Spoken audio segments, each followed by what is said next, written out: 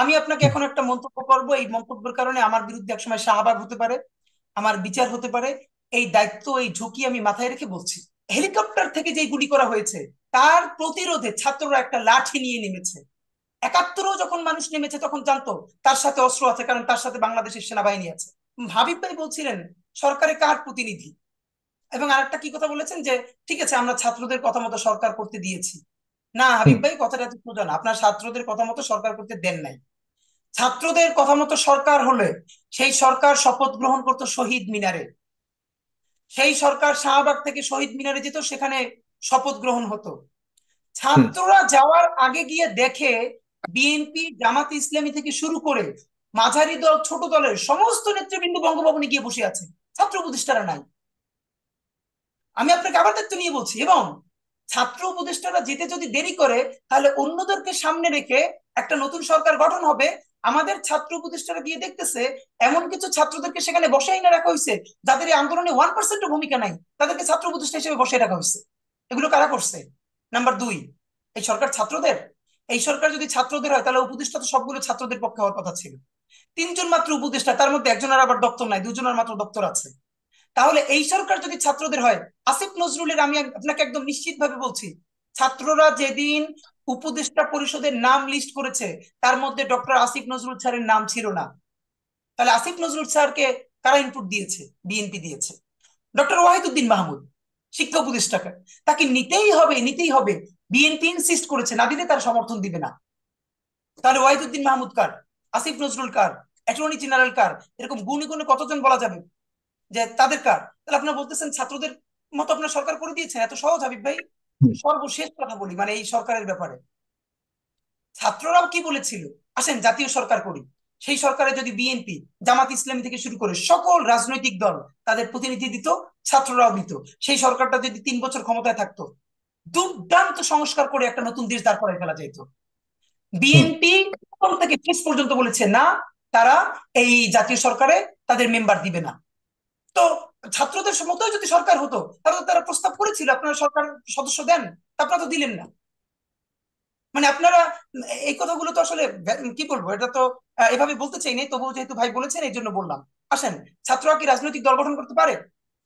মানে ভাই সোজা সাপটা বলে দিলেন ছাত্ররা রাজনৈতিক দল গঠন করতে পারে না। বাংলাদেশের সংবিধানের কোথাও এটি কি আছে? এবং হুম। বিএনপির যে কথাটা আমার খারাপ লাগছে, এরা বারবার 24-কে 90 এর কাছে ফিরিয়ে নিয়ে যাওয়ার চেষ্টা করছে। আমি আপনাকে হুম। এখন একটা মন্তব্য করব, এই মন্তব্যের কারণে আমার বিরুদ্ধে একসময় শাহবাগ হতে পারে, আমার বিচার হতে পারে। এই দায়িত্ব, এই ঝুঁকি আমি মাথায় রেখে বলছি।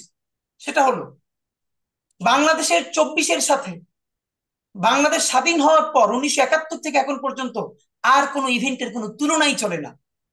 বিএনপি চেষ্টা করছে, বিএনপির কেউ কেউ এই 24-কে 90 এর কাছে নিয়ে যাওয়ার। 90 শহীদ কয়জন? 90 আহত মানে পঙ্গু কয়জন? অন্ধ কয়জন? 90 আয়না করা হয়েছে কয়টা? গুম হয়েছে কয়টা? খুন হয়েছে কয়টা? সব থেকে গুরুত্বপূর্ণ তথ্য আমি আপনাকে বলি। সবাই যে 16ই ডিসেম্বর মানে আমাদের মুক্তিযুদ্ধের কথা বলি, মুক্তিযুদ্ধের 16ই ডিসেম্বর পর্যন্ত প্রত্যেকটা মুক্তিযোদ্ধা জানতো যে যেদিনই বাংলাদেশে পাকিস্তান হামলা করেছে, সেদিন পূর্ব পাকিস্তান মানে পরবর্তী বাংলাদেশের কোন সেনাবাহিনী, পুলিশ, বিডিআর, আনসার তাদের অস্ত্রের নল তাক করে অন্যদিক ঘুরিয়ে দিয়েছে। তারা পাকিস্তানিদের দিকে অস্ত্র ধরেছে, তারা বিদ্রোহ করেছে, তারা বাংলাদেশের মানুষের পক্ষে দাঁড়িয়েছিল। আর আমাদের 24-এর আন্দোলন হলো এমন আন্দোলন, খুনি হাসিনা পালিয়ে যাওয়ার আগ পর্যন্ত আর্মি বা অন্য তো দূরের কথা, কোন আনসার বাহিনীরও একটা ছোট্ট রেজিমেন্ট তাদের অস্ত্র সরকারের দিকে বা তাদের কমান্ডারের দিকে ঘুরিয়ে দেয় না। মানে হলো ছাত্রদের পক্ষে কেউ বিদ্রোহ করে নাই। এর মানে হলো হেলিকপ্টার থেকে যে গুলি করা হয়েছে তার প্রতিরোধে ছাত্ররা একটা লাঠি নিয়ে নেমেছে। একাত্তরেও যখন মানুষ নেমেছে তখন জানতো তার সাথে অস্ত্র আছে, কারণ তার সাথে বাংলাদেশের সেনাবাহিনী আছে, পুলিশ আছে, তাদের সাথে অস্ত্র আছে। আর 24-এ মানুষ জানতো হাসিনা পালিয়ে যাওয়ার আগ পর্যন্ত তাদের কাছে একটা রাইফেলও ছিল না। সুতরাং এই 24-কে আপনি 90-এর কাছে নিয়ে যাবেন? আমরা বিএনপি কে বারবার রিকোয়েস্ট করি, ভাই প্লিজ, সকল আগের কথা বাদ দিয়ে আসেন আপনারা 24-এর কিন্তু রাজনীতি করেন।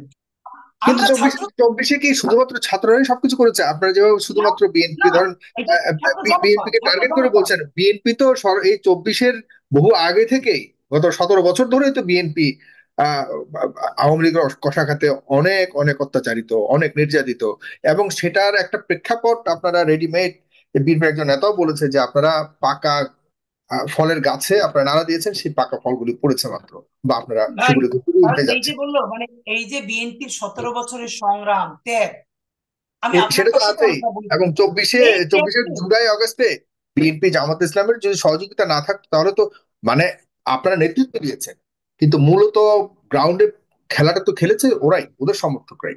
আপনারা আমি তো আপনাকে সামনে। বলি ভাই, এই কথাটা আজকে সুতরাং আমি বলি আপনাকে, আমি হ্যাঁ। আপনাকে বলি, এটা সম্ভবত আজ পর্যন্ত কেউ অ্যাড্রেস করে নাই।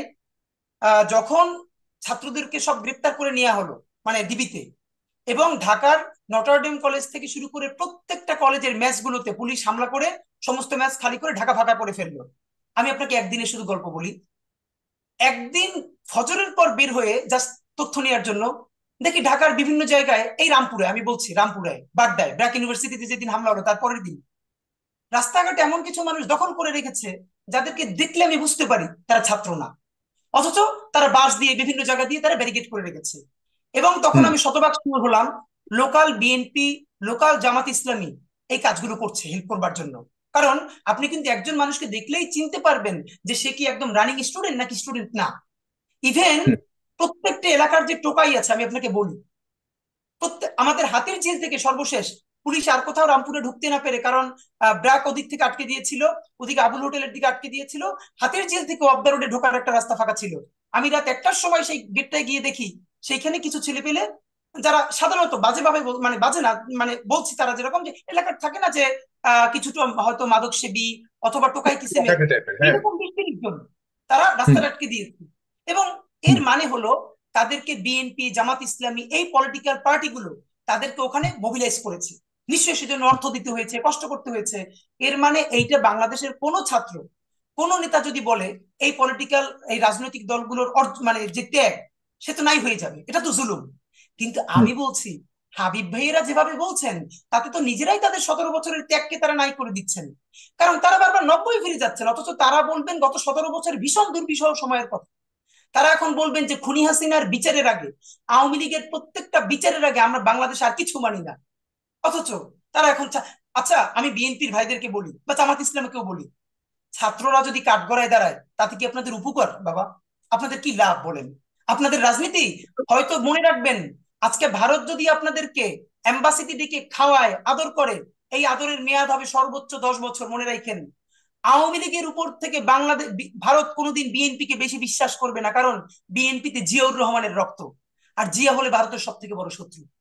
সুতরাং আপনারা হয়তো ভারতকে বিশ্বাসযোগ্য মনে করে 10 বছরের জন্য ক্ষমতায় থাকতে পারবেন, আওয়ামী লীগকে হয়তো কিছুটা পুনর্বাসন করে অথবা তাদেরকে মাফ করে দিয়ে, কিন্তু ভারতের কোন চিরদিনের বন্ধু আপনারা হতে পারবেন না। আপনারা আমি আপনি জানিয়ে রাখি, পাপিয়া আপা, ওনাকে আমি সম্মান করতাম। আপনি বাংলাদেশের রাজনৈতিক যত সমস্যা সেটা আপনি বাংলাদেশের এতগুলো চ্যানেল এতগুলো অনলাইন পোর্টাল থাকতে ভারতের একটা বাজে চ্যানেলে গিয়ে সেইখানে দেখি পাপিয়া আপা তিনি গিয়ে জামাতের বিরুদ্ধে কথা বলছেন। এবং সাগর ভাই আমি আপনাকে নোটিস করে বলতে চাই আপনার মাধ্যমে যে বিএনপি এটা নোটিস করেছে কিনা, হুম। ভারতের চ্যানেলে গিয়ে জামাতের বিরুদ্ধে বলতে হবে পাপিয়া আপাকে? বাংলাদেশে হুম। এত চ্যানেলের অভাব, আমাদের রাজনৈতিক যত সমস্যা আমরা বলবো, আমরা মারামারি করবো, আমরা ঝগড়া করবো, সেটা ভারতে গিয়ে ইন্টারভিউ ভারতের একটা বাজে চ্যানেলে গিয়ে বলতে হবে যে জামাতের সাথে কি হচ্ছে? এটা ভারত আমাদেরকে প্রেসক্রিপশন দিবে? এটা অত্যন্ত বাজে কাজ। তো আমি আপনাকে যেটা বলতে চাই ভাই, যে রিক্সাওয়ালারা যে মারা গেছে এইটা আমাদের ভাই বললেন, রিক্সাওয়ালারা যদি মারা এত যাওয়া সহজ হইতো তাহলে বিএনপি 28 অক্টোবরের সময়ও তো মারা যাইতো, হুম। জামাতের সমাবেশেও মারা যাইতো। আর খুব বাজেভাবে বললেন যে ডিবিতে তো তারা সাইন করে দিয়েছিল নাহিদ ইসলামরা। ভাই, নাহিদ ইসলাম যেদিন এক দফায় স্বাক্ষর করেছেন সেদিন তো তার ফাঁসির আদেশে স্বাক্ষর করেছেন। আজকে যে আমরা এত বড় বড় কথা বলি, আজকে যদি হাসিনা না পালাইতো আজকে ফাঁসিতে তো আগে নাহিদের হইতো, আমারও হইতো না, হাবিব ভাইয়েরও হইতো না। কারণ তারা কিন্তু বিএনপি ঘোষণা দিয়ে বা জামাত ইসলামী ঘোষণা দিয়ে বা ইসলামী আন্দোলন ঘোষণা দিয়ে তারা কিন্তু এই আন্দোলনে আসে নাই, তারা পিছনে ছিল, তারা সমস্ত শক্তি দিয়েছে। কিন্তু তারা কিন্তু বলতো অফিসিয়ালি আমরা তো নাই, আমাদেরকে ধরবা কেন? তখন ফাঁসিটা কিন্তু নাহিদেরই হইতো। সুতরাং হুম। আমি যে কথাটা বলতে চাই যে এই রিক্সাওয়ালার যে ত্যাগ, এই হুম। ত্যাগটা তো প্লিজ আসেন আমরা অন্তত শহীদদেরকে ভাগাভাগি না করি, আমরা একটা বৃহত্তর কনসেনসাস করি। 1 মিনিটের সর্বশেষ টপিকটা বলি যে ছাত্রদের কথা মতো সরকার না, এটা হয় নাই। ফ্যাসিস্ট সরকারের অধীনে নির্বাচন, এটা তো চরমনাই থেকে ইসলামী আন্দোলন থেকে বললোই যে উভয় পক্ষই মিলে গেছে।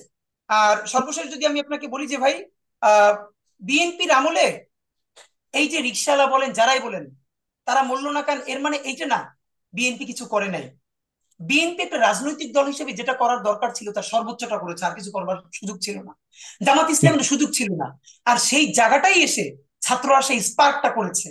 সুতরাং নতুন বাংলাদেশ গঠনের জন্য বিএনপির উচিত অন্তত ছাত্রদের দলটা যাতে গঠিত হতে পারে, তাতে আমি তো আরো মনে করি এই যে বিএনপির কিছু তরুণ নেতৃত্ব আছে তাদের উচিত তাদেরকে দিয়ে দেয়া, যে ওদেরকেও দিয়ে দিলাম দল বানাও। হুম। জামাতে ইসলামের উচিত তাদের তরুণ মুখদের, কিছু শিবিরের নতুন মুখকে দিয়ে দেয়া, যাও দল বানাও, যাতে করে নতুন বাংলাদেশের স্বপ্নে বিএনপির কম্পিটিশনটা আওয়ামী লীগের মতো একটা গণহত্যা দলকারী দলের সাথে না হয়। বিএনপির কম্পিটিশনটা যেন এই ক্রিম ভালো ছেলে মেয়েগুলোদের সাথে হয়। তাহলে আমাদের ভালো কাজের কম্পিটিশন হবে, একটা নতুন দেশ দাঁড়াবে। তো আমি মনে হয় অনেক বলে ফেললাম। ধন্যবাদ সবাইকে। না, ঠিক আছে, আপনাকে অনেক অনেক ধন্যবাদ। প্রিয় দর্শক, আপনারা একমত কিনা আপনাদের মতামত জানাবেন। জনাব আশরাফ আলী আখুন, জনাব হাবিব ভাই, আপনার প্রতি অনেক শ্রদ্ধা রইলো, এবং শরীফ ওসমান হাদি, যারা দর্শকরা যুক্ত হয়েছিলেন তাদের প্রতি অনেক কৃতজ্ঞতা। আগামীকাল রাত 9টা 30 মিনিট অন্য কোনো বিষয় নিয়ে দেখা হবে আপনাদের সাথে আবারও। ফেস দ্য পিপলকে অবশ্যই সাবস্ক্রাইব করুন, শেয়ার করে আমাদের ফলো বাটন ক্লিক করে আপনারা সবসময় লাইভ অনুষ্ঠানটি দেখার চেষ্টা করবেন।